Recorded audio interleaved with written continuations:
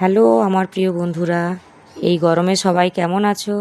আশা করি সবাই মহাদেবের কৃপাতে ভালো ও সুস্থ আছো। আচ্ছা বন্ধুরা, তোমরা তো সবাই পাকা আম খেয়েছো, কিন্তু পাকা আমের টক খেয়েছো কি? আজকের এই রেসিপিটা তোমাদের জন্য। আমি এখানে কয়েকটা টক মিষ্টি পাকা আম নিয়েছি। আমগুলোর সব খোসা ছাড়িয়ে নিচ্ছি।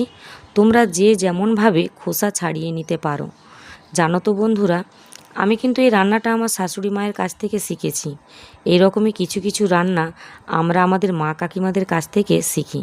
বন্ধুরা, আমি তো সেরকম খুব একটা রান্না বান্না জানি না, তো যেটুকু পারি তোমাদের কাছে শেয়ার করি। তো যাই হোক, আমি এখানে সব আমগুলোর খোসা ছাড়িয়ে নিয়েছি ভালো করে। প্রথমে আমি আমগুলো ভালো করে ছাড়িয়ে সব ধুয়ে নিয়েছি, যাতে কোনোভাবে কোনো নোংরা না থাকে। পাকা আম ছাড়াতে গেলে তো একটু হাতে নোংরা লাগেই, তাই ভালো করে ধুয়ে নিয়েছি। তোমরা বটি টটি যেভাবে ছাড়াতে পারো। আমি একটা কড়াই নিয়েছি, অল্প একটু সাদা তেল নিয়েছি, তোমরা চাইলে সর্ষের তেলও দিতে পারো। এরপর এখানে আমি শুকনো লঙ্কা, পাঁচফোড়ন নিয়েছি। তোমরা যে যেমন ঝাল খাবে সে অনুপাতে সেরকম দেবে। তো দেখো, পাঁচফোড়ন আর লঙ্কাটা একসাথে তেলের উপরে দিয়ে দিয়েছি। একটু ভাজা ভাজা হলে আমগুলো দিয়ে দিতে হবে। তারপর গ্যাসটা হাই ফ্লেমে রেখে একটু নাড়াচাড়া করে নিতে হবে ভালো করে। এখানে যত নাড়াচাড়া করবেন আমগুলো কিন্তু তত খেতে ভালো লাগবে। যাতে একটুখানি মানে গায়ে লেগে লেগে যায়, আমগুলো একটু লাল লাল হয়, ভাজা ভাজা হয়, ভালো লাগে। তারপর পরিমাণ মতো হলুদ, নুন আবারও ভালো করে দিয়ে গ্যাসটা যাতে হাই ফ্লেমেই থাকে সেরকমভাবে আবার ভালো করে নাড়াচাড়া করে নিতে হবে। এখানে কষানোটাই হচ্ছে মেন। যত নাড়াচাড়া করবে আমটাকে দিয়ে তত খেতে ভালো লাগবে। তারপর এখানে আমি পরিমাণ মতো এক বাটি জল দিলাম। যে যেমনভাবে খেতে ভালো চাইবে, ঝোল মানে রসা, সে সেরকমভাবেই এখানে দেবে। তারপর আমরা বাড়িতে যেমন আমরা চিনি খাই না, এখানে চিনির বদলে আমরা বাতাসা ব্যবহার করেছি।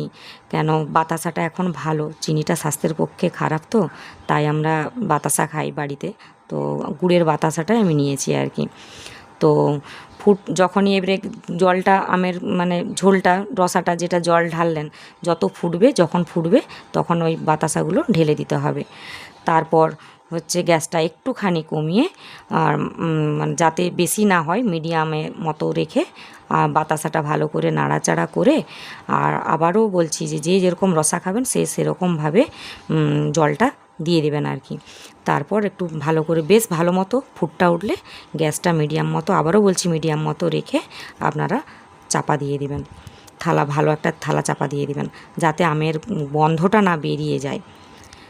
তারপর সেই অনুপাতে আবারও ঢাকাটা খুলে ভালো করে নাড়াচাড়া করে, আর মানে যাতে মাখা মাখা হয় সেরকম ঘাঁটাঘাঁটি করবেন, খুন্তি দিয়ে ঘাঁটাঘাঁটি করবেন। এখানে আমার বাচ্চারা খুব পছন্দ করে এই আমের টকটা, আমার বাড়ির লোকেরা খুব পছন্দ করে।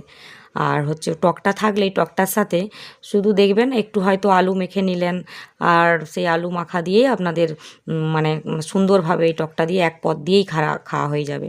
বিশেষত নিরামিষের দিনে তো সত্যিই খুব ভালো লাগে। আর এই গরমের সময় তখন আর কোনো কিছু খেতে ইচ্ছে করে না। আর হচ্ছে মানে যত টক জাতীয় জিনিস হবে সেই টক জাতীয় জিনিসগুলো দিয়েই আমাদের মনে হয় মনটা শান্ত বা শরীরটা তৃপ্তি ঠান্ডা হয়ে গেল। তো আবার ঢাকাটা যখন খুললাম ভালো করে খুন্তিটা দিয়ে নাড়ানাড়ি করে, আর গ্যাসটা বাড়িয়ে দিতে হবে আবার।